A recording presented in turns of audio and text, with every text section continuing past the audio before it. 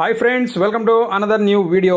Friends, మీరు కనుక Flipkart app use చేస్తూ ఉన్నట్లయితే ఈ యాప్కి సంబంధించినటువంటి గిఫ్ట్ కార్డ్స్ కనుక మీకు వచ్చినట్లయితే ఆ గిఫ్ట్ కార్డ్స్ని ఏ విధంగా యూజ్ చేయాలి అనేసి ఒక వీడియో నేను ఆల్రెడీ చేశాను.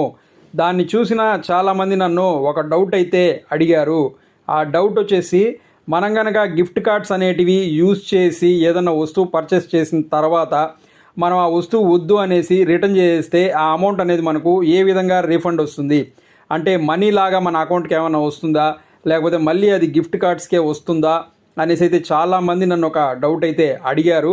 సో ఆ డౌట్కి సంబంధించి క్లారిఫికేషన్ అయితే ఈ వీడియోలో నేను మీకు ఇస్తాను. సో వీడియో ఎండ్ వరకు చూడండి, మీకైతే అన్ని విషయాలు అర్థమవుతాయి.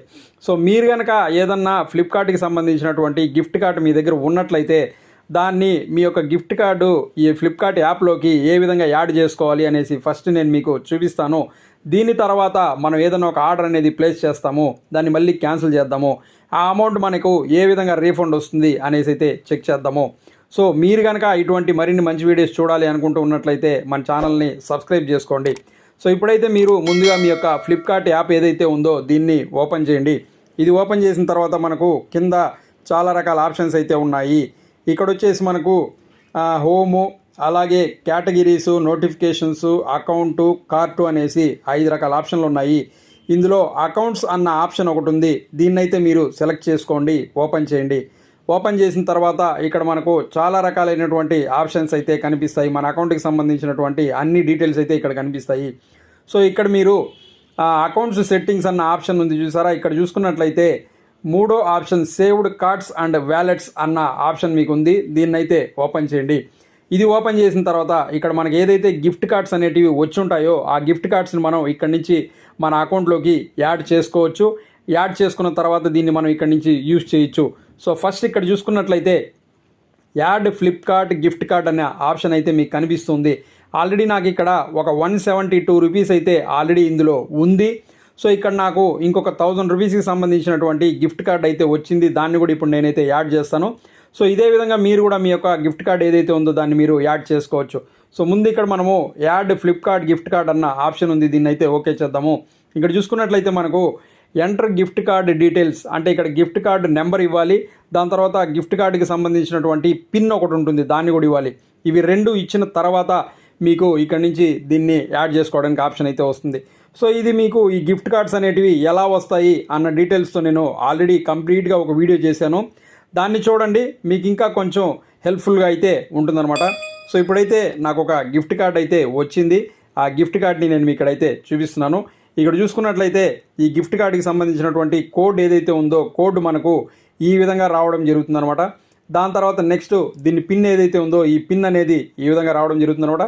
అలాగే మనకు అమౌంట్ ఎంత అనేది ఇక్కడ రావడం జరిగింది.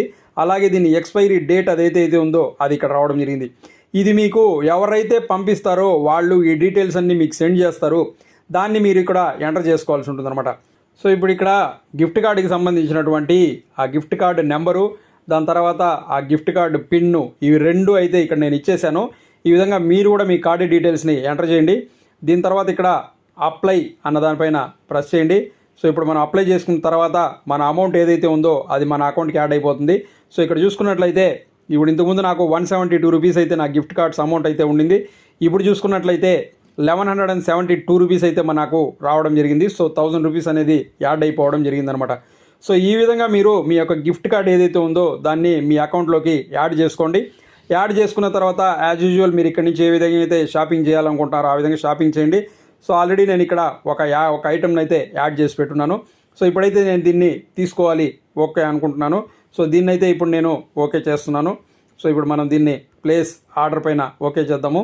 కంటిన్యూ చేసిన తర్వాత ఇక్కడ మనకు పేమెంట్ ఆప్షన్స్ అనేటివి రావడం జరుగుతుంది. సో ఇక్కడ చూసుకున్నట్లయితే అన్ని రకాల పేమెంట్ ఆప్షన్స్ అయితే ఉన్నాయి. యూపీఐ, వ్యాలెట్స్, అలాగే క్రెడిట్ కార్డు, అలాగే నెట్ బ్యాంకింగ్, ఇవన్నీ ఇక్కడ ఫస్ట్లో చూసుకున్నట్లయితే సజెస్టెడ్ ఫర్ యూ అంటే మనకు ఆల్రెడీ గిఫ్ట్ కార్డ్ ఇక్కడ ఉంది కాబట్టి వాళ్ళే దీన్ని సజెస్ట్ చేస్తున్నారు. దీన్ని మీరు ఓకే చేసుకొని పేమెంట్ అయితే చేయొచ్చు. ఇలా మీరు ముందుగానే కార్డు మీ నుంచి యాక్టివ్ చేసుకుంటే ఈ విధంగా అయితే చూపిస్తుంది. అలా లేకుండా డైరెక్ట్గా మీరు పేమెంట్కి ఆప్షన్ వచ్చిన తర్వాత ఇక్కడ కనుక చూసుకున్నట్లయితే కార్డు యాక్టివ్ చేసుకొని గిఫ్ట్ కార్డుకి సంబంధించిన డీటెయిల్స్ ఇక్కడ కూడా మీరు ఎంటర్ చేయొచ్చు. ఇక్కడ ఉంది మీకు gift card plus gift card అని. ఇక్కడ నుంచి కూడా డైరెక్ట్గా మీరు యాడ్ చేసుకొని పేమెంట్ అయితే చేసుకోవచ్చు. మనం మన గిఫ్ట్ కార్డ్స్కి సంబంధించినటువంటి ఏదైతే ఉందో ఆప్షన్ దీన్ని అయితే ఓకే చేసుకున్నాము.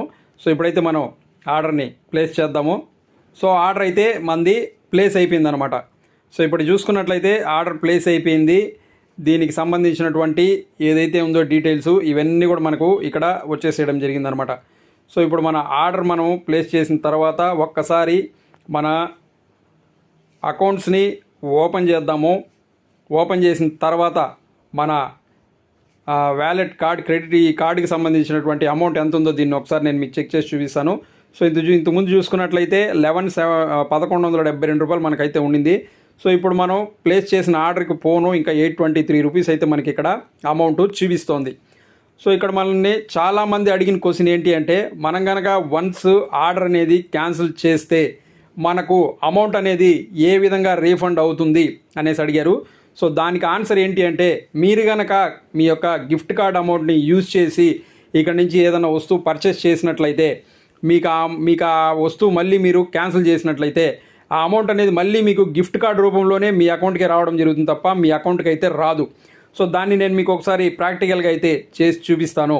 సో ఇప్పుడు మనం మన గిఫ్ట్ కార్డ్కి సంబంధించిన అమౌంట్ ఎంత ఉండిందో నేను మీకైతే చూపించాను. సో ఇప్పుడైతే ఆర్డర్స్లోకి వెళ్ళి నా ఆర్డర్ని క్యాన్సిల్ చేస్తాను. చేసిన తర్వాత మళ్ళీ మన అమౌంట్ అనేది ఏ విధంగా రీఫండ్ వస్తుందో నేనైతే మీకు చూపిస్తాను.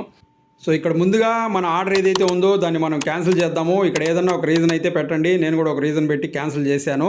క్యాన్సిల్ చేసిన తర్వాత ఇక్కడైతే మనకు మెసేజ్ చూపిస్తోంది, విత్ 1 వర్కింగ్ డేలో మీ అమౌంట్ అనేది మీకు రీఫండ్ అవుతుంది అనేసి. సో ఇప్పుడు మనము మన పాత అమౌంట్ ఏదైతే ఉండిందో గిఫ్ట్ కార్డ్స్కి సంబంధించి అమౌంట్ ఇక్కడ చూసుకున్నట్లయితే మళ్ళీ పాత బ్యాలెన్స్ 1172 రూపీస్ ఏదైతే ఉందో అదైతే వచ్చేసింది. ఇప్పుడు మన రీఫండ్ అనేది మనకు జస్ట్ వితిన్ సెకండ్స్లో అయితే మన గిఫ్ట్ కార్డ్ అమౌంట్కి యాడ్ అయిపోయింది అనమాట. సో మనం క్యాన్సిల్ చేసిన వెంటనే మనకైతే అమౌంట్ వచ్చేస్తుంది. 1 డే అని చెప్తారు, ఇంకా ముందే అయితే మనకు అమౌంట్ అనేది రీఫండ్ వచ్చేసింది. సో ఈ అమౌంట్ అనేది మీకు బ్యాంక్ అకౌంట్కి పోదు, మీ గిఫ్ట్ కార్డ్స్ ఏవైతే ఉన్నాయో వాటిలోకే రావడం జరుగుతుంది అనమాట. సో ఈ విధంగా మీరు కూడా ఫ్లిప్కార్ట్లో ఉన్నటువంటి ఏదన్నా గిఫ్ట్ కార్డ్ని యూజ్ చేసి దాని ద్వారా ఏదైనా వస్తువులు పర్చేస్ చేసుకోవచ్చు.